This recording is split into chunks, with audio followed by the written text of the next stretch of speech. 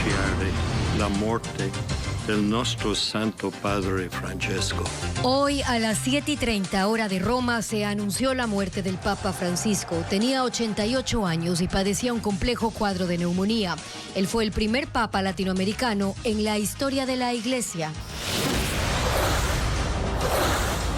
Las honras fúnebres para el Papa Francisco pueden durar entre 3 y 9 días y el cuerpo será llevado a la Basílica de San Pedro para que los devotos puedan despedirse. Durante el pontificado, Francisco no rehuyó a la controversia. El vistazo recuerda los temas más polémicos que él abordó. La acumulación de agua, fuertes lluvias y la intervención humana son los factores que provocan 6 de los 49 hundimientos en 5 provincias, según el Instituto Geológico. El presidente Noboa cambia de opinión y sí enviará un delegado para la conformación de la Comisión Interinstitucional para que planifique acciones de seguridad que eviten el exceso del estado de excepción, según dispuso la Corte Constitucional. Una niña de 8 años estaba entre las 5 personas asesinadas en una nueva masacre en Manta, en la que también quedaron 6 heridos. Muy buenas tardes, amigos. Iniciamos con la información destacada este lunes 21 de abril del 2025 y con una noticia que ha conmovido al mundo entero. La muerte del Papa Francisco un día después de su aparición pública para impartir su bendición a miles de fieles desde la Basílica de San Pedro. Gaby. Así es, Steffi. Amigos, buenas tardes. La muerte del Papa latinoamericano fue anunciada esta mañana por el cardenal Kevin Farrell, camarlengo del Vaticano.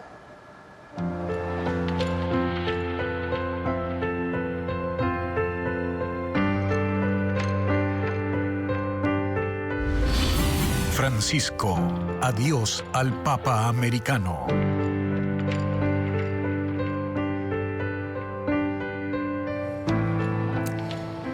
El Papa Francisco ha muerto. Hoy, a la edad de 88 años, su deceso se produjo esta mañana. Fue anunciado por autoridades del Vaticano.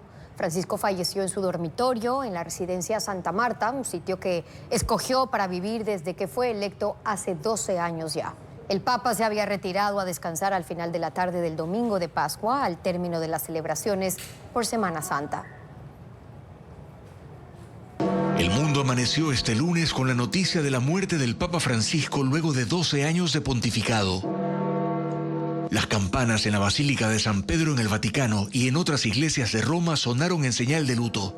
El anuncio formal lo había hecho momentos antes el camarlengo del Vaticano, que preside la Cámara Apostólica y gobierna temporalmente hasta que se elija un nuevo Papa. Carissimi fratelli e sorelle. Queridos hermanos y hermanas, con profundo pesar, debo anunciar el fallecimiento de nuestro Santo Padre Francisco. A las 7:35. A las 7:35 de esta mañana, el obispo de Roma, Francisco, regresó a la casa de su padre.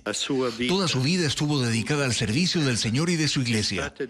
Con inmensa gratitud por su ejemplo como verdadero discípulo del Señor Jesús, encomendamos el alma del Papa Francisco al infinito amor misericordioso de Dios, que es uno y trino. Durante todo este día, miles de visitantes en Roma acuden a la plaza que hasta ayer vio cómo el Papa Francisco participó brevemente de las celebraciones del domingo de Pascua al concluir la Semana Santa, en medio de la expectativa de quienes estuvieron atentos a sus actividades, sobre todo por su estado de salud, convaleciente por un complicado cuadro de neumonía por el que seguía en rehabilitación.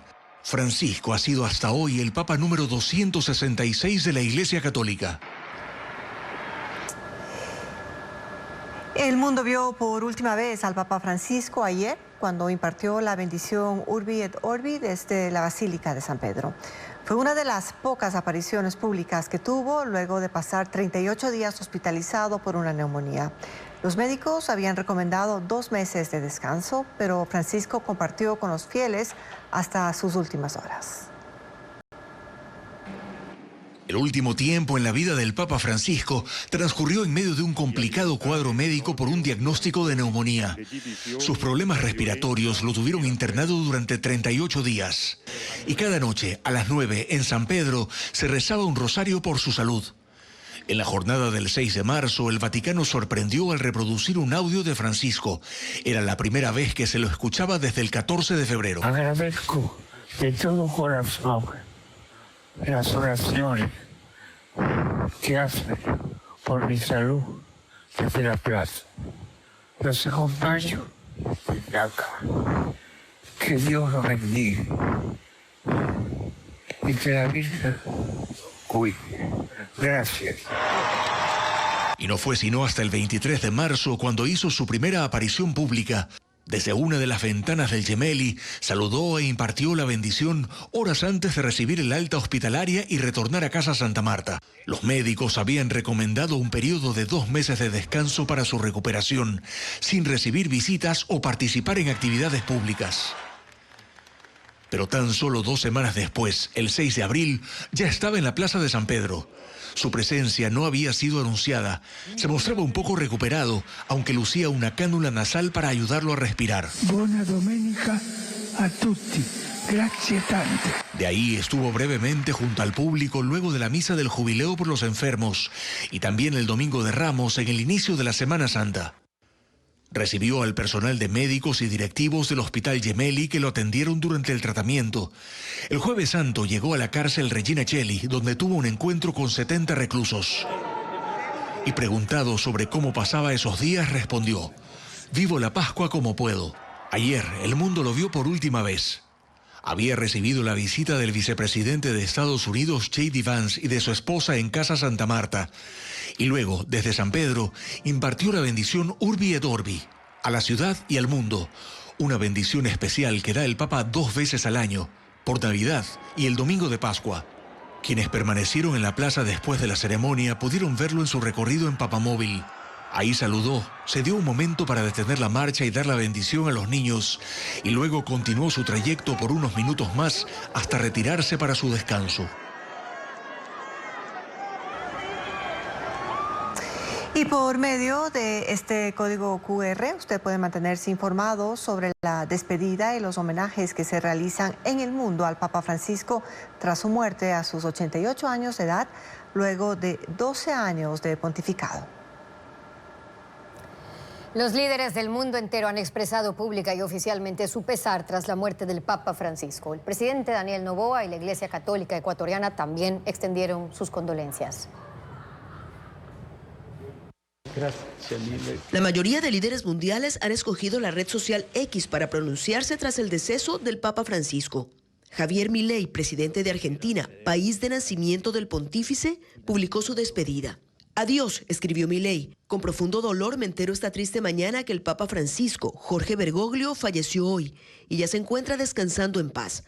A pesar de diferencias que hoy resultan menores, haber podido conocerlo en su bondad y sabiduría fue un verdadero honor para mí. Tenemos una enorme simpatía por el Papa. También Gustavo Petro, presidente de Colombia, escribió: se me fue un gran amigo, me siento algo solo, y subió un video reconociendo el apoyo de Francisco y de la Iglesia Católica al proceso de paz en su país.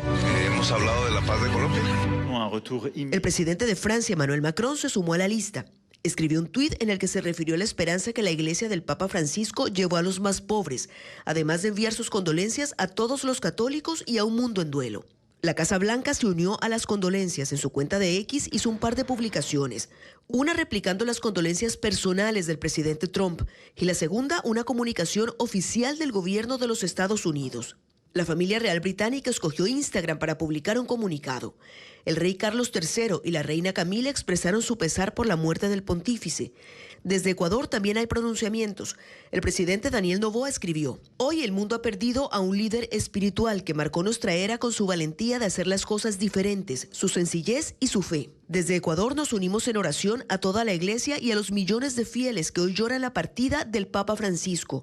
Y acompañó la publicación con una foto de él y de su esposa, el arzobispo de Guayaquil, Luis Cabrera, quien fue creado cardenal por el Papa Francisco y por ende participará en el cónclave para elegir al nuevo pontífice. Pidió a los fieles vivir el duelo y evitar hacer elucubraciones sobre quién será el sucesor. Más líderes mundiales se unieron a las condolencias: la presidenta de México, el presidente de Paraguay, el de Chile, la presidenta del Parlamento Europeo, el secretario de la OTAN, entre muchos otros.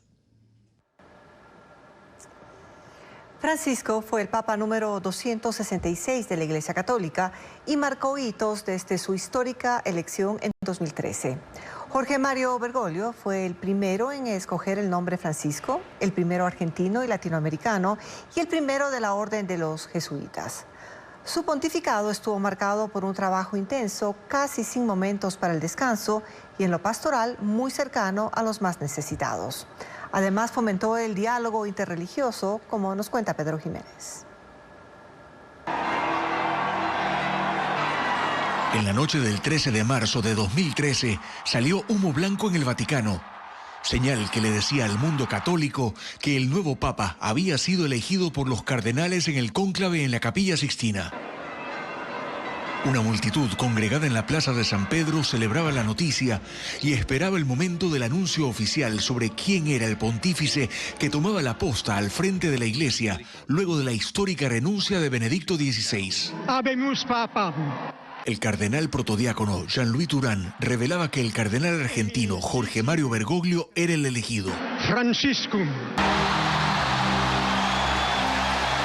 Desde su designación fue un papa de hitos, el primero en escoger el nombre Francisco, el primero argentino y latinoamericano, y el primero de la Orden de los Jesuitas en toda la historia. Fue creado cardenal en 2001 por el entonces papa y ahora santo Juan Pablo II.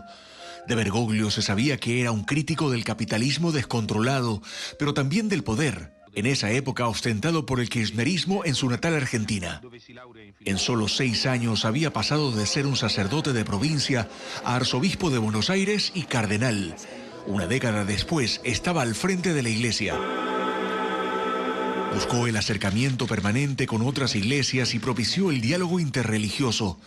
Pidió a la Congregación para la Doctrina de la Fe que actúe con decisión en relación a los casos de abuso sexual, promoviendo medidas de protección a los menores y ayudando a las víctimas, con quienes se reunió en más de una ocasión, incluso durante sus viajes internacionales.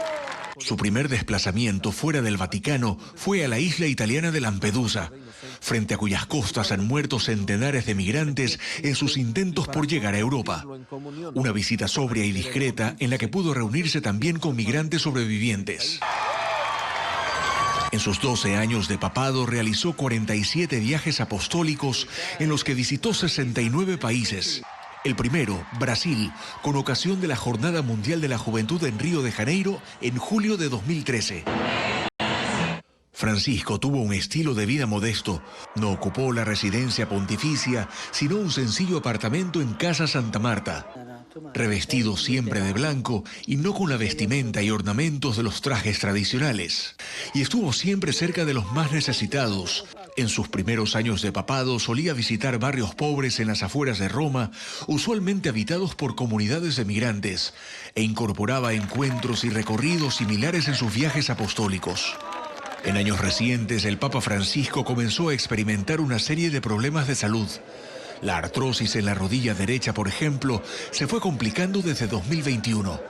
Las dificultades para caminar eran evidentes y con el paso de los meses su movilidad se vio reducida y él obligado al uso de silla de ruedas. Francisco ha sido sometido también a cirugías de hernia y de colon. Pero además, los episodios por dificultades respiratorias han sido frecuentes en los últimos tiempos, pues cuando tenía apenas 20 años, sufrió una grave infección por una epidemia de gripe y los médicos le extirparon el lóbulo superior del pulmón derecho, un incidente a pesar del cual su capacidad respiratoria se mantuvo estable hasta hace relativamente poco. En 2023 estuvo ingresado en el Hospital Gemelli de Roma por un cuadro de bronquitis. En Semana Santa de 2024, a última hora desistió de participar en el Via Crucis del viernes en el Coliseo Romano. De continuar la lectura por dificultad en el respiro. Y apenas este 12 de febrero le fue imposible seguir leyendo el texto de la catequesis en la audiencia en Plaza San Pedro. Dijo que aún no se recuperaba de una nueva bronquitis y que esperaba poder hacerlo pronto. Ahora, el Vaticano ha confirmado el fallecimiento del Papa Francisco.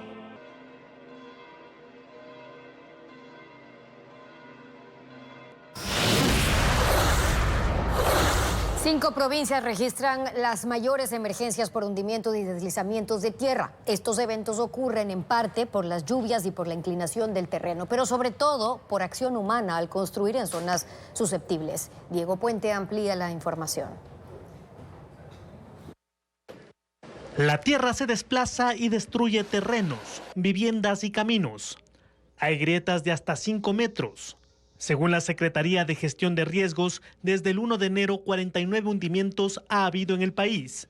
Los más graves están en Pimampiro, en Imbabura, Célica y Montenegro en Loja, Quinindé en Esmeraldas, Tosagua en Manabí y Atahualpa en El Oro. Esto ha dejado 110 personas evacuadas y 4 fallecidas. Técnicos del Instituto de Investigación Geológico y Energético señalan a las lluvias como el principal factor porque provocan saturación y vuelven evidentes las obras antitécnicas que se levantaron en zonas vulnerables. El factor más común de disparador de movimientos en masa son las precipitaciones, que ocurren en las épocas de mayor registro de lluvias, como son por ejemplo los meses de marzo, abril. Gran parte de la sierra y de las cadenas montañosas de la costa y Amazonía tienen propensión a este tipo de desastres según este mapa, pero se deben cumplir 2 condiciones para aumentar el peligro. La inclinación y el tipo de suelo es el primero. En terrenos deforestados que quedan cerca de pendientes es más fácil que el agua permee y provoque grietas y luego movimientos. Los condicionantes, que son los que nos dan la susceptibilidad a los movimientos en masa, son la pendiente, el tipo de suelo, la cobertura vegetal, los sistemas de drenaje. Por ejemplo, en Pimampiro la zona afectada está en una pendiente pronunciada. Cientos de plantas cayeron al abismo luego de que el terreno cedió. La segunda condición es la acción humana. Los hundimientos se dan sobre todo en terrenos que fueron intervenidos con la construcción de casas, taludes, rellenos o el desvío de desfogues naturales. Un ejemplo de esto se vive en Célica, en Loja. El sistema de drenaje se construyó en medio de 7 quebradas, colapsó y provocó que la tierra se hunda. 178 casas presentan grietas y sus familias evacuaron. Según el Instituto de Investigación Geológico, sí hay fallas geológicas en el país que pueden incidir en algunos hundimientos, pero en estas provincias la explicación se concentra en la saturación de agua y en construcciones en zonas inadecuadas.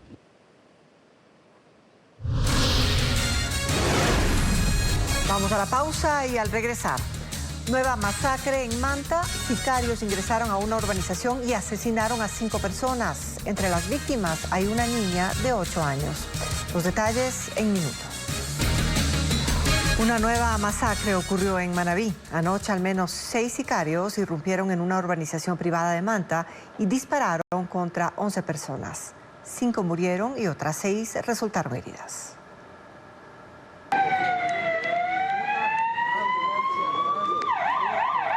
Faltaban pocos minutos para las 11 de la noche de este domingo, cuando la ráfaga de disparos estremeció a los habitantes de una urbanización privada al sureste de Manta. Los tiros ocurrieron dentro de una casa arrendada hace apenas un mes, donde se desarrollaba una reunión familiar. 4 hombres y una niña de 8 años fueron asesinados. Además, 6 personas resultaron heridas. Según la policía, los videos de seguridad revelan que al menos 6 sicarios ingresaron a la urbanización a bordo de 2 carros y una motocicleta, simulando un operativo policial. Usaron fusiles y armas cortas. Utilizan uniformes de diferente tipo de camuflaje. Algunos utilizan como pasamontañas y otros ropas oscuras. Una de las hipótesis que se investiga es la disputa entre 2 organizaciones delictivas. De uno de los fallecidos tenemos que indicar que es un ciudadano de nacionalidad colombiana que tendría antecedentes penales en el vecino país y de igual forma uno de los heridos tendría también una boleta de detención. Esto es muy claro para este distrito, son 2 grupos delictivos que los tienen ya identificados. Hasta el cierre de este informe continuaban los operativos para localizar a los responsables. Uno de los vehículos utilizados en el ataque ya fue ubicado. La Presidencia de la República cambió su actitud ante la Corte Constitucional y afirma que nombrará a su representante ante la Comisión Interinstitucional para planificar la lucha contra la inseguridad. Francisco Garcés precisa que inicialmente el Ejecutivo había anunciado que no cumplirá la orden del órgano jurisdiccional. El presidente Daniel Noboa dio un giro en su posición ante la Corte Constitucional. En inicio dijo que no iba a acatar la sentencia que ordena conformar un comité interinstitucional para dictar políticas en la lucha contra la inseguridad y el crimen organizado. Ahora dice que sí nombrará a su delegado. El secretario jurídico de la presidencia, Stalin Andino, comunicó a la Corte la disposición del presidente. En su escrito dice que nombrará a su delegado una vez que la Corte informe cuándo se instalará el comité. El Ejecutivo plantea entonces cumplir parte de la sentencia de la Corte del pasado 21 de febrero, en la que criticó los estados de excepción emitidos por el Ejecutivo como parte de su lucha contra la inseguridad y dispuso que ya no los puede emitir argumentando que el país está en un conflicto armado no internacional. En esa sentencia ordenó la conformación del comité con 17 delegados de 12 instituciones, uno de ellos de la presidencia, otros 7 de los ministerios del Interior, Defensa, Inclusión Económica y Social, Finanzas, Servicio de Atención a Privados de la Libertad, Fuerzas Armadas y Policía Nacional. También 5 delegados de la Asamblea, 2 de la Defensoría del Pueblo, 1 de la Fiscalía y 1 más del Consejo de la Judicatura. El 2 de abril, la presidencia consideró inejecutable la sentencia y pidió a la Corte que la revoque porque a su criterio se estaba atribuyendo funciones al definir cómo fijar políticas públicas. La Corte no ha respondido aún el pedido presidencial, pero recordó que abrió la etapa de seguimiento y le advirtió que tomará las decisiones que correspondan para hacerla cumplir. En la práctica, el Ejecutivo se quedó sin opciones porque la Asamblea y la Defensoría ya nombraron a sus delegados. 5 por parte del Legislativo. José Luis Vallejo como representante de su presidenta Viviana Veloz, Franklin Samaniego de la bancada de la Revolución Ciudadana, Ferdinanda Álvarez por ADN, Kimberly Mora por Construye y José Parra por los Socialcristianos y Aliados. Cristian Nieto es el delegado del defensor César Córdoba y Galo Rodríguez de la Función de Transparencia.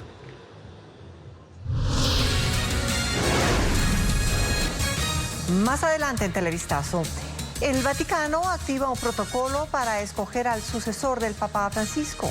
Al volver le contamos el proceso y cuándo se convocará al cónclave.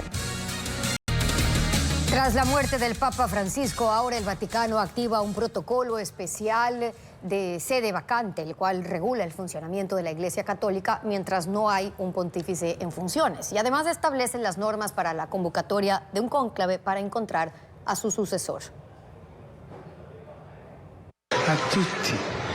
Tras la muerte del líder máximo de la Iglesia Católica, se activa la Constitución Apostólica Universi Dominici Greccis, un documento oficial del Vaticano que detalla los procesos a seguir durante la vacante en la sede apostólica. La tradición indicaba que el cardenal Camarlengo, un alto funcionario eclesiástico, se acercaba a los aposentos papales y tras confirmar su deceso con un pequeño martillo de plata golpeaba su frente, llamándolo por su nombre de bautismo 3 veces. Pero este ritual fue eliminado y según la nueva normativa, ahora se confirma el deceso desde una capilla privada del Palacio Apostólico. En noviembre de 2024, el Papa Francisco realizó varias modificaciones al rito tradicional de las exequias pontificias por una ceremonia más austera y sobria. Ha pedido que no haya una plataforma ni trono elevado. Tampoco los 3 ataúdes tradicionales de ciprés, plomo y roble con los que se solía enterrar a los pontífices. Se eliminó el velatorio privado en la capilla del Palacio Apostólico y su cuerpo será expuesto en un ataúd sencillo de madera, colocado al ras del suelo en la Basílica de San Pedro, para que miles de fieles de todo el mundo acudan a despedirse. El Vaticano aún no ha precisado el cronograma fúnebre, que será decidido por el Colegio Cardenalicio, pero se estima que las exequias pueden durar entre 3 y 9 días, pues el cuerpo será trasladado hasta la Basílica de San Pedro, donde será visitado por los fieles hasta que se celebre la misa en la plaza del mismo nombre. Según los deseos del pontífice, todo el rito se centrará en el papel de Francisco como obispo de Roma y pastor del pueblo. Luego el féretro será cerrado sin el báculo papal. Aunque tradicionalmente los papas son enterrados en la Basílica de San Pedro, Francisco expresó su deseo de ser enterrado en la Basílica de Santa María la Mayor en Roma, templo que visitaba después de cada una de sus giras papales. Hasta elegir al próximo papa, los asuntos administrativos del Vaticano están en manos del Camarlengo, en este caso el cardenal irlandés Kevin Farrell.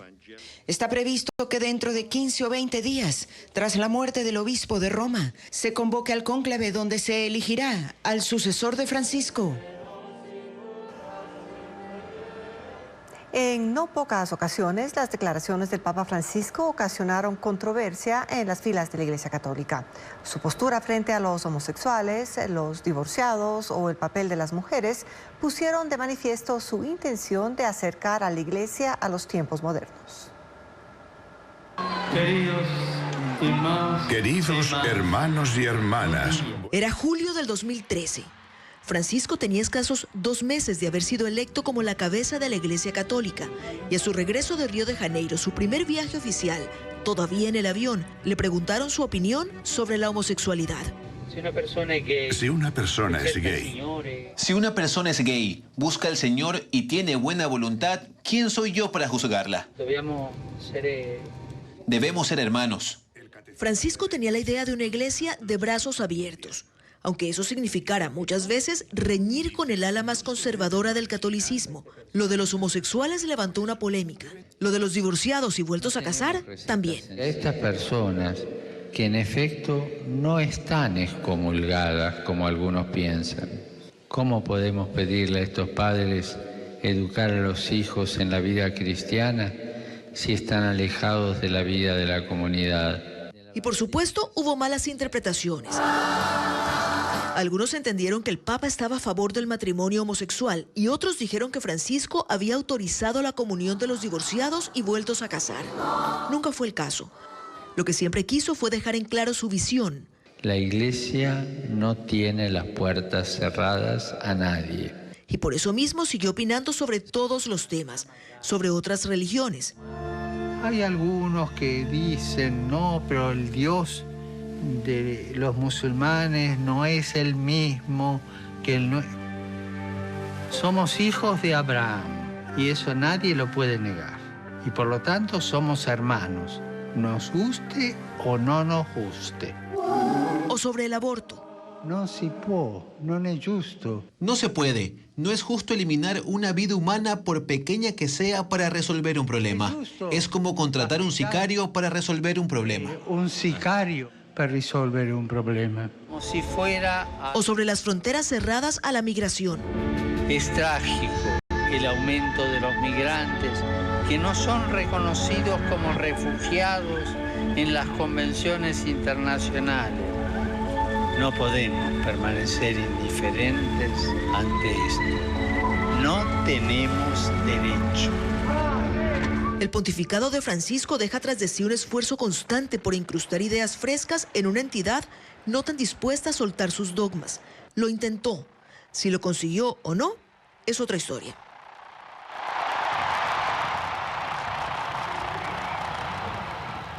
El Papa Francisco fue nombrado arzobispo en 1998 y más tarde, en 2001, cardenal por el Papa Juan Pablo II. Fue elegido Papa el 13 de marzo del 2013, tras la renuncia de Benedicto XVI. Pero también tuvo que enfrentar una crisis por el cometimiento de delitos financieros durante su papado en el Banco del Vaticano. Y asimismo, rechazó la pedofilia e indicó que la Iglesia debe castigar esos casos. Que en un banco se hagan auditorías es una cosa común. Que las auditorías reflejen malos manejos ya no lo es tanto. Y si ese banco con malos manejos está en el Vaticano, menos aún. Fue el auditor interno quien dijo que había algo malo aquí. Una cosa bruta. Había presunción de corrupción. Me mostró los números y me preguntó qué debía hacer. Le dije, hay justicia vaticana. Vaya con esto al promotor de justicia. Lo que arrojó esa investigación, que comenzó a finales del 2020, fue la certeza de que millones de euros del óvulo de San Pedro, que es el fondo para obras de caridad de la Iglesia, se habían utilizado en cualquier cosa menos en caridad. Hasta las 6:02 exactas me sentí amigo del Papa, un fiel ejecutor de sus órdenes. Pero luego, de repente, viene el Papa y me dice que ya no confía en mí. El cardenal Angelo Beccio y otras 9 personas fueron a juicio. Entre otras cosas, se descubrió que el dinero del Fondo para Obras de Caridad había servido para comprar un lujoso edificio en Londres, que costó 350 millones de euros. El Papa retiró los derechos cardenalicios a Angelo Beccio y apoyó la investigación hasta el final. Es un escándalo. Han hecho cosas que parecen ser todo menos limpias. Lo del escándalo del Banco Vaticano fue grave, pero no tanto como las acusaciones de pederastia que la Iglesia ha afrontado por décadas. Ya Benedicto XVI lo había reconocido públicamente y había pedido perdón a las víctimas, pero no por eso Francisco dejó el tema de lado. Frente a la pedofilia, tolerancia cero. Y la Iglesia debe castigar a los sacerdotes por ese problema y los obispos deben remover de su función sacerdotal a los sacerdotes que tienen esa enfermedad e incluso acompañar la denuncia de los padres en los tribunales civiles. Uno de los casos con más repercusión fue el del Sodalicio de Vida Cristiana, una congregación peruana laica, pero reconocida por el Vaticano desde épocas de Juan Pablo II.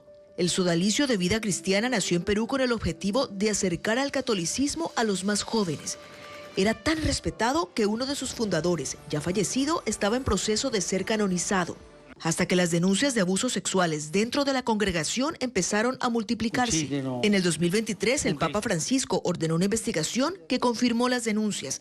Más de 80 jóvenes habían sido abusados sexualmente. 10 de los directivos fueron expulsados, entre ellos un obispo y varios sacerdotes. Obviamente, el proceso de canonización se detuvo y el sodalicio se disolvió. Porque es un crimen, no, peor. Es dejarlo con vida, pero destruido. El Papa Francisco reconoció frontalmente los problemas y fue autocrítico. Una curia que no es autocrítica, que no está al día, Que de mejorarse. que no busca mejorar. Enfermo. Es un cuerpo enfermo. Las enfermedades de la Iglesia las llamaba. La malattia dell'accumulare. La enfermedad de acumular. Y decía que era la misma Iglesia la obligada a buscar la curación.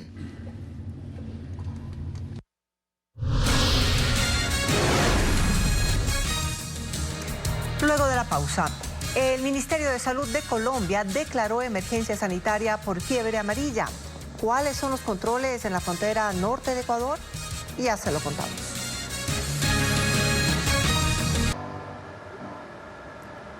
El brote de fiebre amarilla en Colombia ha encendido las alertas en la frontera norte. De los 79 casos confirmados este año, 29 han terminado en muerte. En el puente internacional de Rumichaca, el Ministerio de Salud de Ecuador intensificó las campañas informativas, mientras en Ipiales ya se declaró la alerta naranja y comenzó la vacunación masiva.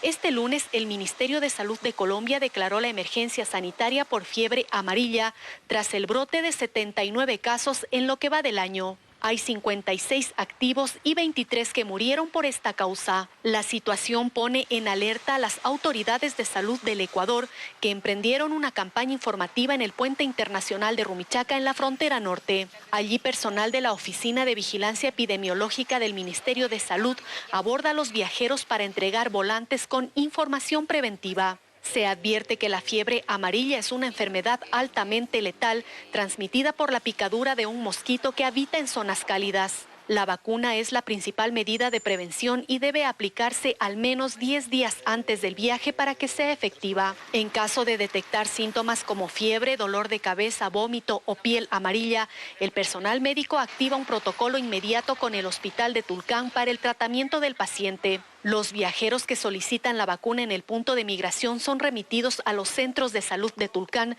donde pueden recibir la dosis correspondiente. En la ciudad vecina de Ipiales, Colombia, hay un caso en tratamiento. Aquí también las autoridades iniciaron una campaña de vacunación masiva. Algunos viajeros, sin embargo, aseguran desconocer la emergencia. No tengo conciencia de eso.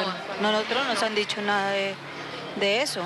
Aunque la Policía de Migración realiza controles de documentación de forma rutinaria, hasta el momento ni Ecuador ni Colombia han dispuesto la exigencia del certificado internacional de vacunación contra la fiebre amarilla.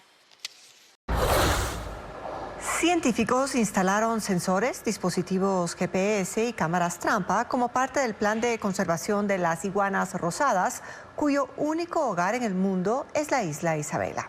Según el Parque Nacional Galápagos, en la incursión identificaron 6 ejemplares, más de los 68 que tenían en sus registros, como reporta Vanessa Robles. Esta es la cima del volcán Wolf de la isla Isabela, el único lugar del mundo donde habita la iguana rosada de Galápagos. Hasta allí llegó un equipo de científicos del Parque Nacional Galápagos y de Galápagos Conservancy, quienes monitorean desde el 2022 la especie. En esta ocasión, lograron incorporar dispositivos GPS e instalaron sensores en 6 ejemplares para analizar sus desplazamientos. También instalaron cámaras trampa y recogieron muestras biológicas para identificar sus hábitos alimenticios. Un detalle que llamó la atención de los investigadores es que el rosado variaba entre las iguanas observadas, de un tono intenso a colores más pálidos. Los expertos lo asocian con la edad, el estado reproductivo o mecanismos de adaptación, pero aún no ha sido comprobado. La investigación permitió registrar 6 animales adicionales a los 53 machos y 15 hembras que ya constaban en sus registros. Para los especialistas, la ausencia de neonatos podría estar relacionada a la dificultad de encontrar sus huevos. La expedición destaca otro aspecto positivo y es la disminución de gatos salvajes en el único hábitat natural de esta especie. La iguana rosada está catalogada en peligro crítico de extinción, según la Unión Internacional para la Conservación de la Naturaleza.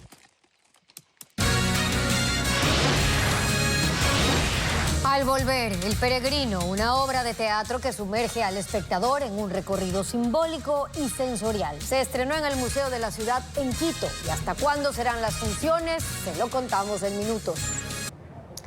En la capilla del Museo de la Ciudad en Quito se estrenó la obra El Peregrino, una obra de teatro inmersiva creada por el artista ecuatoriano José Manosalvas. Ana María Palacios cuenta que la puesta en escena estará disponible hasta mayo de este año.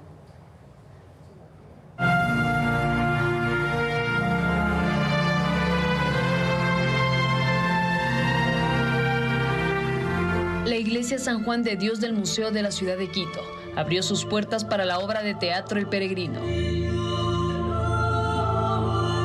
El protagonista de esta obra atraviesa un camino de luces y sombras, enfrentando desafíos en la búsqueda de su transformación interior. Sí, El Peregrino comienza una historia muy atormentada, una especie de pesadilla eterna, y es atormentado por voces y seres que habitan en su interior, pero que tienen tanta fuerza que de pronto cobran vida a su alrededor. La obra está inspirada en la travesía de Joseph Campbell y la integración del inconsciente según Carl Jung, e invita a la reflexión y el autodescubrimiento. Diego Coral es el protagonista. Se está preparando desde hace 4 meses y para él es un honor interpretar la obra en este espacio emblemático de Quito. Es tremendo, es un lugar histórico que contiene mucha carga simbólica, cultural. ¿Te animaste a entrar en esta torre para trascender la oscuridad que te envuelve? Damiana Naranjo es ánima, su lado luminoso, e invita a que el personaje principal no permanezca en el lado oscuro. Durante la obra es el enlace de los dos personajes de la sombra y la oscuridad, como en el ser humano, a la final necesitamos las dos energías y nosotras con otra compañera también representamos justamente las dos de esa luminosidad. Es una experiencia de teatro inmersivo. No hay división entre el escenario y los actores. Las funciones serán hasta mayo en el Museo de la Ciudad de Quito.